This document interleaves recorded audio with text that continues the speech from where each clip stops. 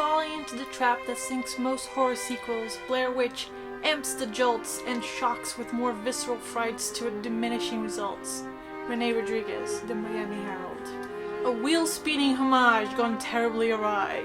Steve Purcell, Tampa Bay Times. What's scarier?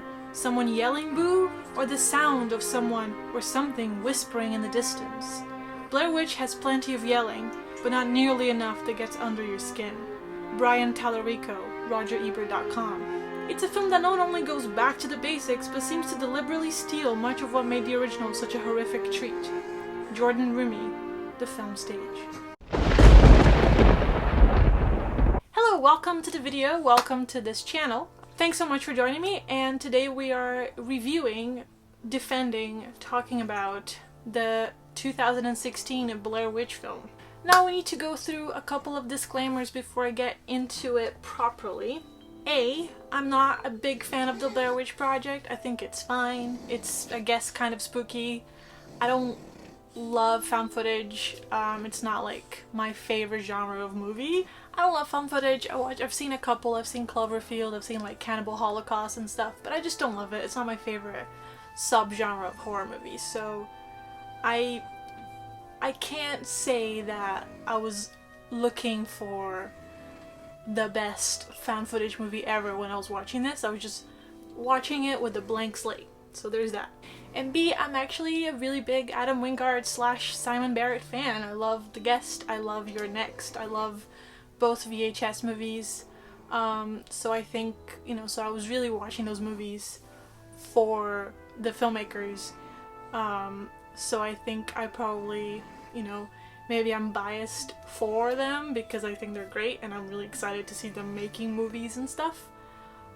Who knows? But anyway, let's begin defending Blair Witch, or let's begin kind of piecing together why Blair Witch is not, as someone said, a wheel-spinning homage gone terribly awry, which is like big words. I think it's quite intense. I think it's definitely that review had like a 0 on Metacritic, which is crazy. I'm like, it's not that bad.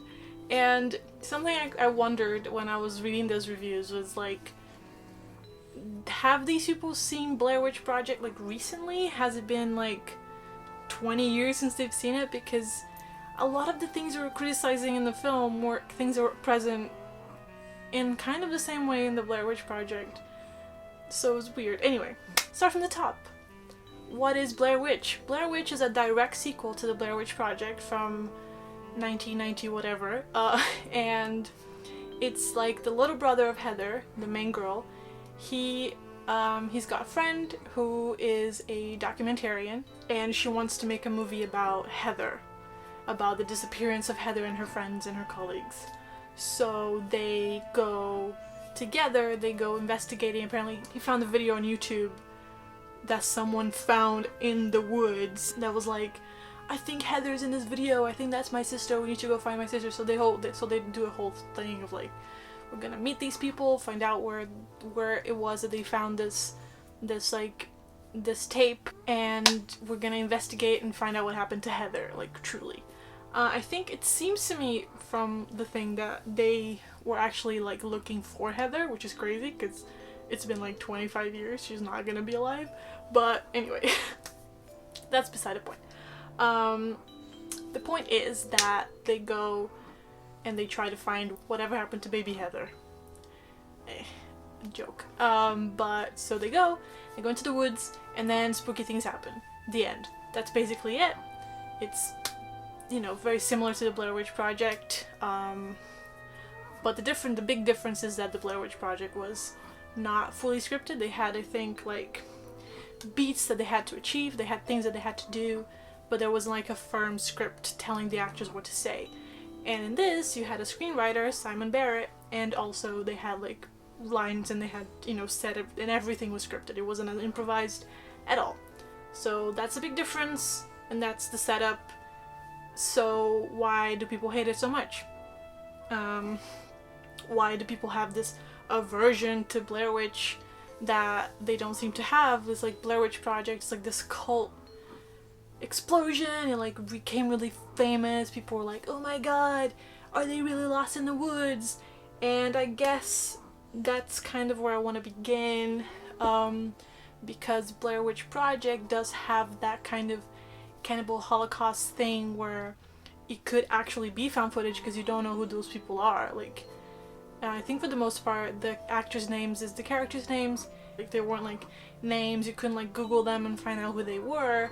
Whereas in this film, the main girl, the documentarian, she's in lots of things. She's in The Endless, she's in lots of stuff. And so you could like look at the film and be like, oh, I recognize her from the thing, from that thing. Not the thing, but that thing. So I think taking that into consideration, you already don't have the suspension of disbelief when it comes to the found footage stuff, because ideally in a found footage scenario you want to kind of believe that it's found footage. It's kind of what they try to do with Cloverfield, I guess, because it had all these famous people in it, or like semi-famous actors, like working actors are in the film. So it's like you don't have that like, this is found footage, like this is a movie, this is a film that someone made. It was made to look like it's found footage, which is what happens in this as well. My one really big critique of Blair Witch is that I wish it hadn't been found footage. I wish it'd been like just a movie, because they use so many like different angles and stuff, and like cuts every now and then, and like sound editing. I think it would have been better if it'd been just a movie, not a found footage movie. But anyway, we'll get to that. So you have the suspension of disbelief, which I think, because you're already outside of the mindset of this is a found footage film, all the cuts don't seem that extreme. And when this student documentarian shows up with this full kit of like drones and earpiece cameras and this and that and all this stuff, you're like, yeah, sure, I'm sure she could have that, that's fine, I believe it. And it also kind of shows the evolution of like of home filmmaking, that nowadays it's so much easier for just a layperson or like a student or a person attempting to get started in filmmaking to access really good kit, which I guess in the 90s and before that, when you had to film like with big bulky cameras and it was a film and celluloid and stuff, you might not have had that same access to like good quality kit, which nowadays you do. So I think the film made a good kind of go at showing that the possibilities are endless and you can be a documentarian in the woods with a bunch of earpieces and stuff. And they use the earpiece cameras to show people's like POV shots, which was kind of smart. I think it's cool. I don't know if those cameras are a thing. I don't know if that's how the filmmakers actually captured the image, but I don't know. I'm not a filmmaker, I don't know these. But anyway, so the technology is kind of explained and it all makes sense and you're like, cool, I'm with this movie. It's a fictional film. And I'm on board with it, it's fine. So I thought, you know, when you have all of that, it's just like, I don't know, it's just easier for me personally to kind of go with the movie because you're like steering me in the direction that I'm comfortable with. I think my big problem with found footage is that I can't suspend my disbelief, but the filmmakers want me so bad to do that, and I'm like, I know this is a movie. Like, I know this is a movie, and I can't pretend like this isn't a movie. Like, I can't feel, you know, that's my thing, that's my personal thing, you know. So with this, it was like, this feels more like a movie because they're treating it like a movie, and I appreciate that. In that same line, I think it may have been more successful as like a straight normal narrative movie without the found footage aspect, because there were far too many cuts and angles and stuff. But then I think when it comes to towards the end, when everyone's separated and we see everyone's like angles of what's happening here and where, you can kind of make sense that they were building up to that and we get to see all the things that are happening with everyone. I think it's more believable that you forget that you have a camera in your ear than it is that you keep carrying this bulky thing and filming with it. I think this is less believable, like, and you put like a camera and a POV and you're like, what's happening? And you film yourself like, what's happening? Then it's like you just have a thing in your ear and you forget that it's there and you just keep shooting.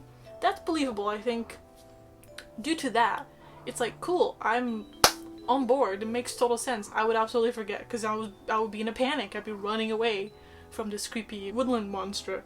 So yeah, anyway. So I think that's really cool, and to me, that made the movie more engaging than something like Blair Witch, which I find to be quite slow, and the pacing of it is just too sluggish for my personal taste. I think I like when movies are like bam, bam, bam, bam, bam. And this one's relentless, like it just happens, like everything just happens really fast. They have a lot more room, I think, because of technology, because of like budget maybe. They have a lot more room to play around with the forest, you know, like the forest is really scary. The forest is alive, kind of like Evil Dead-ish. Like the forest is like a sentient evil being that is after them. And that's really scary. I think making the forest more alive makes it a more successful horror movie, because you're like looking out like what's in there, what's in there, what's in there. So they pick up these people that found the footage and put it on YouTube, and they want to go explore with them. And they have like this old like VHS camera. So they're the first ones. They want to kind of begin like an investigation in the woods, so they pretend like they were attacked, and there was like, they leave all those like little figurines strewn around by the campsite, and so you have like a red herring of like, oh, there's nothing there, it's just these guys playing around with them. But then it turns out that there is something there, and they were kind of like toying too much with the spirit in the woods, and then it starts everything to go crazy when they separate and they fight and they just go in their own separate directions. And what's cool is that it's not like they just use these people to like red herring bye. They use them as a way to show how time passes, because the woods are alive and they're haunted. The trees and the grass and everything's haunted properly by the evil spirit or the specter or the whatever, the witch. So every once in a while they come back, and they're like, and the guy has like a beard, and the girl's hair is like crazy, and like, how long has it been since you've been here? And it's like, well, it's 7 in the morning, but it's like dark out. And they're like, we've been here 5 days, it's been 5 days. So you can tell that the woods are kind of playing with their sense of time, with their minds. They're either sleeping too much, or like they're suspended in time, or the other couple are like living in real time. And the kills feel a lot more visceral, because it's a lot more violent than Blair Witch Project. So the woods are like actually like lifting things and attacking them, and like things fall down and pierce them, and there's a lot of blood, a lot of gore. It's a lot more like fantastical and like spooky in that way, because the violence, it's so visceral. Like the girl who like found the tape, the girl from the couple who found the tape, she kind of separates from her boyfriend, who goes back into the woods, and she's like terrified. They're like, what's happening? And then the force is like kind of going crazy. One of their friends has disappeared into the woods. Their other friend, she got cut in her foot that's getting infected, and this girl just like her body snaps in half, like, and it's like, oh my god, and they start running into the woods. And it's like a lot more like, it's a lot more like Evil Dead than what you would expect probably from a Blair Witch movie, but I think that's more engaging for me personally. And I just think it's more entertaining to watch like these young people get chased about in the woods than to just watch people be like with like snot coming out of their nose. Like I understand what the movie's trying to do, but it's just like, I've seen it, right? So like, why would I want to see that again? So it feels like in this movie they're upping the ante of what's possible in like this haunted forest scenario, right? Which is really cool and really engaging.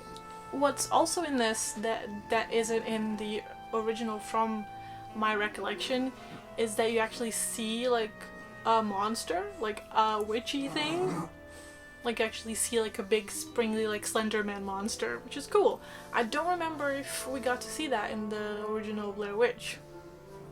I don't remember, it's been a couple years since I've seen it, so I don't know.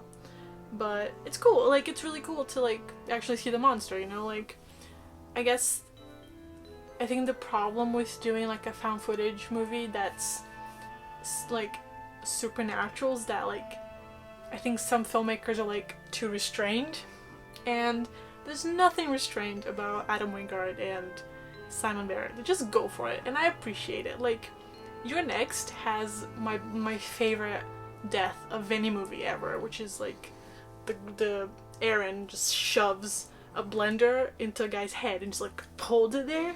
It's great. It's so fun. Blender deaths are just the best. Anyway, so there's no like restraint in like what's silly because it's supernatural. It's crazy. It's like witch in the woods and haunted woods. So gonna throw everything like falling tree, pulling tents up, infected foot wound that lets a little gross things leak out, like little monster gobbling things leak out, and it's disgusting. Like a lot of goo. It's so much goo. It's gross. It's amazing. I love it. It's really like visceral and violent and bloody and outlandish in all the most fun ways. I think it's a much more fun movie to watch than the Blair Witch Project because it is a faster paced movie. So you're engaged for longer and it's just like a really fun like what's gonna happen next. Like you're always like wondering, and it is kind of spooky. Like I think there isn't a lot in the Blair Witch that is kind of spooky. Maybe it's because I've never been camping, so it doesn't like I can't relate. It's like hashtag can't relate. So I don't know, but it just doesn't feel that spooky to me. But there is like some threads of Blair Witch Project weaved through the Blair Witch, which is cool. I think they pay homage where they have to, and they up the ante where they have to, and they tone it down when they have to. So I think it's a really competent, it's like so competent, so well made film.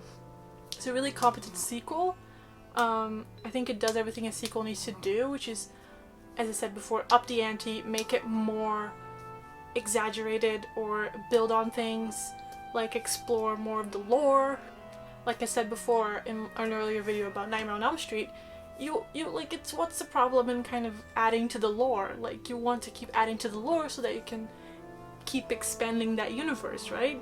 You don't want the universe to stay the same because the world can't be really static. So this makes the world of Blair Witch expand, and it makes it more interesting.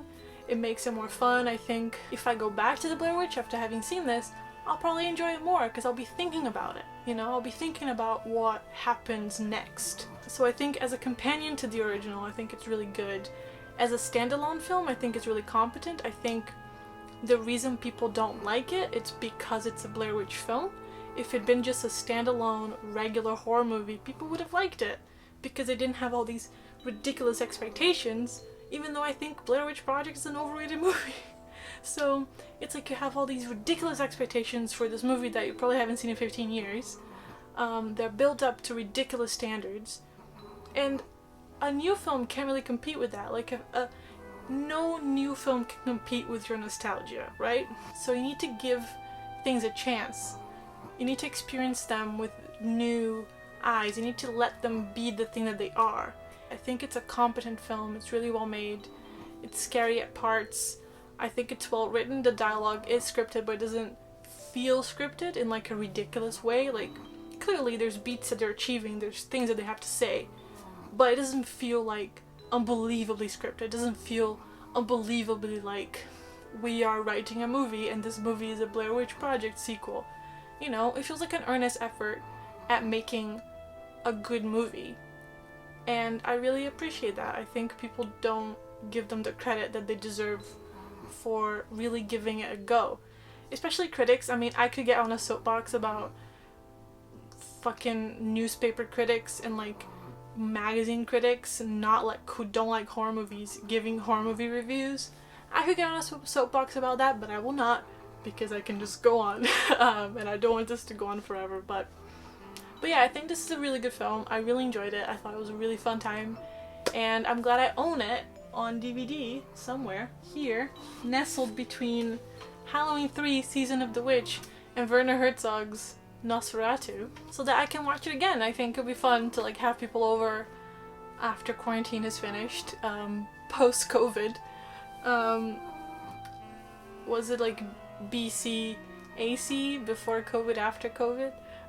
So in the world's après-COVID, it'll be fun to like have people over and do like a Blair Witch double bill, get some like drinks, get some snacks, get spooky, make some s'mores. That'd be cool. You know, do that. You do that too in your house, have a good time. So I would say if you haven't seen Blair Witch because you've heard it's not good, give it a go. I think you might like it. If you have seen it and you didn't like it, maybe give it another go. You know, like explore again. Clear your mind from preconceived notions and explore new possibilities. And if you're just dead set on not liking it, that's cool. I think that's the beauty of art. It's subjective and you're allowed to not like stuff. Just like I'm allowed to like stuff. So yeah, I think that's all I have to say about Blair Witch. As I said, it's my, in defense of video. I might make more of those. I think that's cool. If you think I should employ my controversial opinions into like a series, let me know. But I really enjoyed this film. I thought it was a really fun time. But anyway, so yeah, that's it from me and Blair Witch and Adam and Simon and Jay snoring behind you. Thanks so much for watching. As I said in all the videos, all the links are down below. My letterbox, Twitter, Instagram, Ko-fi. If you want to buy me a coffee, you can. It's all down there. And I won't be able to do another video before Halloween. So right now I want to wish you the happiest of Halloweens. I hope you have a spooky time. All you boils and ghouls have a great, fantastic, creepy, spooky Halloween. I'm gonna be wearing my trick-or-treat t-shirt. And I'll be watching some spooky horror movies. So let me know what you're gonna be watching for Halloween. I don't know what I'm gonna be watching yet. So we'll see. I'm excited. But I'm still undecided, so we'll see. We'll see what happens. Just go with the flow. Explore avenues. Might watch Halloween 3 Season of the Witch. Probably gonna watch Halloween 3 Season of the Witch. So, let me know what you think of Blair Witch. Do you like it? Do you not like it? Do you like Blair Witch Project more? Have you seen the Blair Witch 2? I haven't seen that. Is that good? Should I watch it? I don't know. Anyway, thanks so much for watching. Do the things, and I will see you next time. Bye!